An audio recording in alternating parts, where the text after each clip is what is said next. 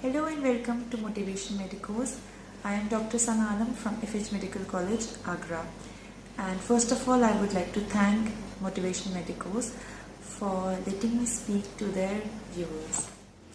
I know it's really tough to be a fresher in a medical college, but on top of that, you are facing a pandemic and you're having your online classes, and on top of that, you have upcoming examinations.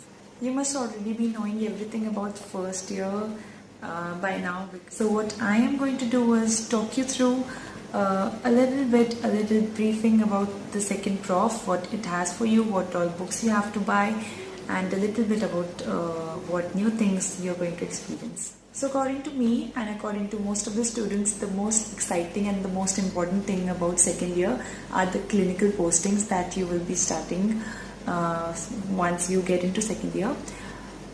So make sure you try to gain as much knowledge as possible from the clinical postings, because what you do in clinical posting is that you learn everything, practically in person. What you learn in a lecture or maybe what you're learning in an online class is way less than what your mind is going to grasp in a practical environment when all of your senses are working. That is what is going to stay in your memory for a longer time. So that is what your mind is going to retain for a longer period of time. So please pay attention and go to as many clinical postings as possible. Try not to miss any clinical posting. That is what I would like to tell you.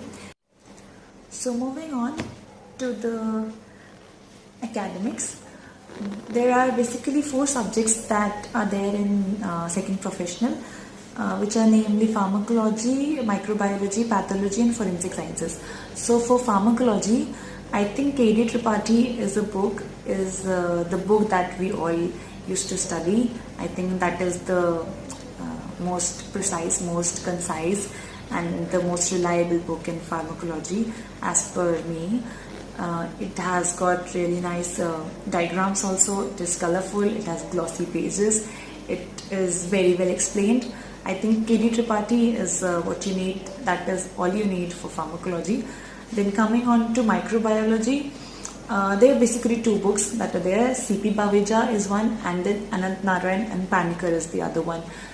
Both the books are equally good. Both the books are almost the same as per me. I read both of them. I could not find much of a difference. So you can choose either one of them, and you have to buy a book for parasitology as well. Coming on to pathology, basically there are 2 books, namely Harsh Mohan and Robbins. So basically Harsh Mohan is the textbook that we use for writing in our exams, in our tests, and Robbins is the reference book, but which is like the gold standard in pathology. So if you have the time, if you have that will to study, you can go for Robbins. Otherwise, if you just have to pass the exam, you can go for Harsh Mohan, obviously. You can also use both the books like we did. What is left is forensic sciences. In forensic sciences, basically Biswas. There is a book called Biswas, which is, it's very beautifully written. I love it. It will make you get, interested into forensics. Other books are there like Reddy and all. I don't think you would like to use them, because I bought Reddy and it has a question answer kind of format. So that is not really helpful. I think go for Biswas.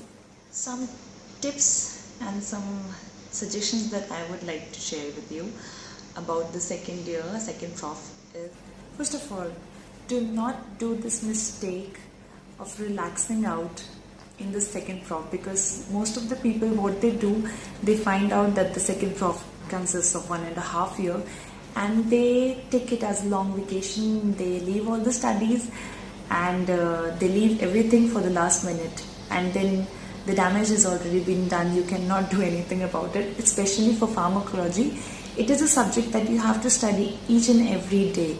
If you're not doing that, it is going to get stacked up, it gets piled up, And when you want to feed all that in one day or one night before the exam, your mind is going to explode.